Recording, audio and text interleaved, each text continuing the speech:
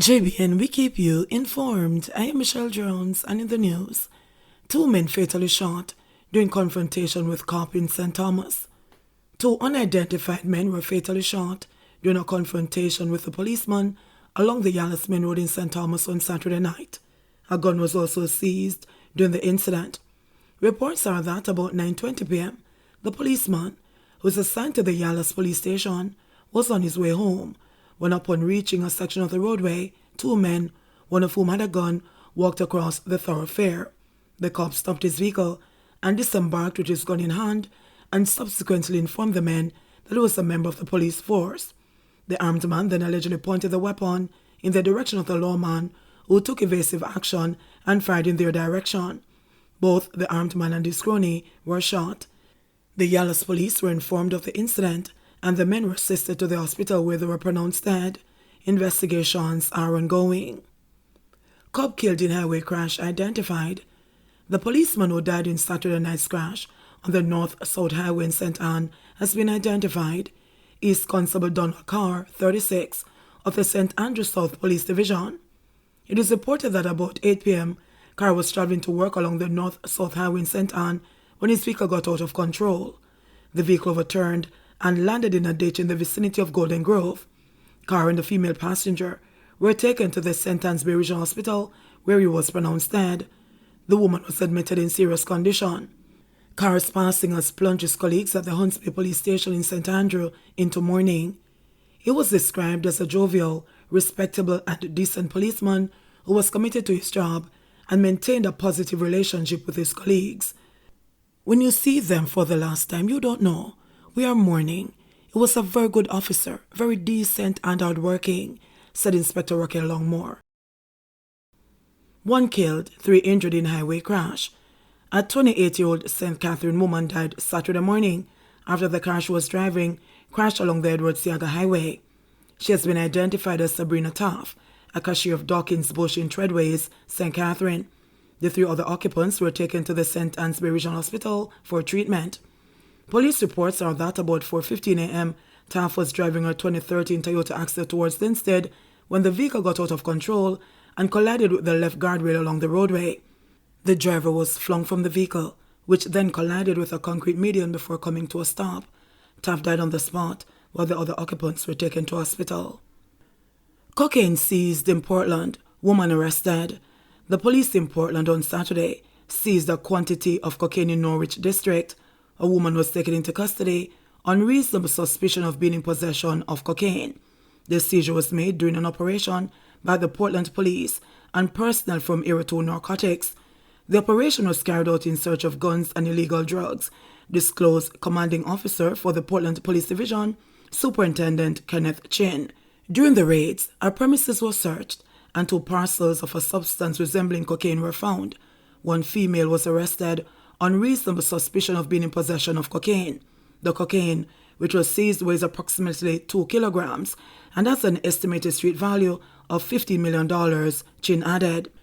Chin said the police in Portland are committed to dismantling this leg of the guns for drugs trade, which, according to him, is operating in the parish. Investigators have long theorized that Portland is being used as a major transshipment point for illicit drugs, especially in the areas of Manchaniel, Hector's River, Long Bay and Boston, where large amounts of cocaine and ganja have been discovered from time to time along beaches. Friends staying in Bedward Gardens, triple murder. 3 families have been plunged into mourning following the killing of 3 young men in Bedward Gardens, Augusttown in St. Andrew, early yesterday morning.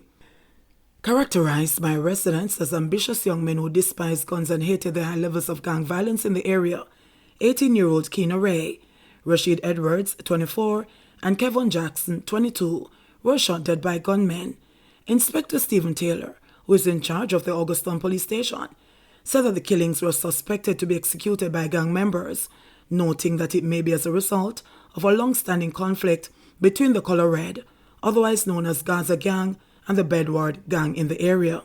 It's an ongoing conflict. Somebody dead from one side and they want to take some revenge, so both sides at each other, Inspector Taylor said, adding that no guns were recovered and so far no suspects have been identified. The 3 men, who residents said were joined at the hip, were longtime friends out there playing board games at their normal hangout spot, just a few feet from their respective homes after returning from a party the night before. Simone Ray, the aunt of Keno, says she heard loud explosions at approximately 4 a.m. yesterday. Me heard the loud explosion them like a M16 gun, a barrage of shot, and same time me I say, "What that?" she exclaimed. Startled from her slumber, Ray made her way to the end of the road, where she came face to face with her nephew's lifeless body.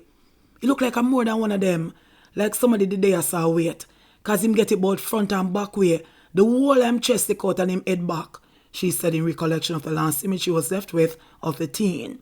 The news, she said, would be a difficult one to break to Keno's 74-year-old grandmother, who has raised him since he was young. Edward's mother, who was overcome with emotions, managed to utter, "Him no in no badness, him no give no trouble, him just a laugh. Jovel and love play music, every day him and Keno sing." She added that he had aspirations to become a singer, having been once the lead singer for his alma mater, Puppy in High School Choir. Edwards has left behind a 1-year-old daughter. Anne-Marie Johnstone, Jackson's cousin, expressed concern for his 3-year-old daughter, who is now left without a father. "Him no trouble nobody. All him want do is play music and sing," she said of Jackson. Jackson's relatives were heartbroken at the reality that the party they had all just attended would be their last moment of merriment together, as they would never see him alive again. "We had to hurt him, man, because he's not a troublemaker. We don't know if him in no trouble. We don't go station for him. We don't hear him fight with nobody, so it hurt we, of course," said another cousin. "From man, we can't do nothing. We can't eat with a sit down, so," said one of his aunts. "We don't understand what happened. We don't know what caused all of this. We lost, especially them 3 little youth that were not in our wagwan." Since the start of the year, there have been 24 murders and 15 shootings in the St. Andrews Central Police Division. Police question security guard concerning ATM explosion. The private security guard, who was found at the site of last Saturday's explosion at the Scotiabank in Port Antonio, Portland, is under investigation for allegedly stealing millions of dollars from the bank's automated banking machines, ATM. It's understood that auditors at the bank and the security company responsible for loading the machines are trying to locate $15 to $20 million. It's suspected that the cash was removed from the ATMs over an unspecified period. Investigators have held discussions with security personnel at the bank as surveillance equipment at the institution were destroyed by the blast. Several statements have been collected in the case. The police say the security guard, who remains in hospital under police guard, has been questioned and will be charged. The guard, who is employed to a prominent security company, was found badly injured at the site of the blast, which destroyed several automated banking machines at the financial institution on April 23. The blast occurred about 3 in the morning, and the guard was found injured at the site with a broken leg and other injuries. $180 million in road repairs in Westmoreland. 5 roads in Westmoreland being repaired by the National Works Agency, NWA, at a cost of $180 million are at varying stages of completion. These are being done under the agency's Maintenance of Secondary Roads program being rolled out island-wide. Regional Community Relations Officer at the NWA Western Office, Janelle Ricketts, told JIS News that work has been completed on a section of the Prospect to Bath Main Road in an area known as Locust Street, while repairs are set to start on the Shrewsbury to Logwood Main Road come May 2.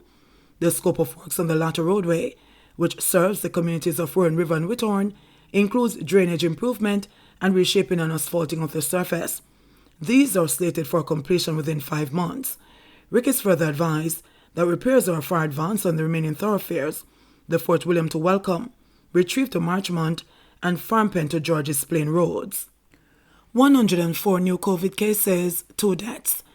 Jamaica's COVID positivity rate stood at 12.6% amid 104 new COVID-19 cases recorded over a 24-hour period up to Saturday afternoon. 2 COVID-19 deaths that occurred from February to April were also recorded on Saturday, bringing the overall coronavirus death toll in Jamaica to 2,966. A 54-year-old man from St. Catherine and an 86-year-old woman from Kingston and St. Andrew are the latest recorded COVID fatalities nationally. There were 143 recoveries on the day, bringing that tally to 83,623. The newly confirmed COVID-19 cases brought the total number on record for the island to 130,166. Of the newly confirmed cases, 56 are females and 48 are males, with ages ranging from 3 months to 89 years. The case count was made up of St. James 30, Westmoreland 19, Kingston and St. Andrew 15, St. Catherine 15, St. Anne 8, Manchester 5, St. Mary 4, St. Elizabeth 4, Trelawney 2, Clarendon 1 and Hanover 1. There are 7 moderately ill patients and 2 critically ill patients among 729 active cases now under observation in Jamaica. There are now 27 COVID-19 patients hospitalized locally. JBN, we keep you informed. Please remember to subscribe, like, share, leave us a comment and click the notification bell to receive our daily news items.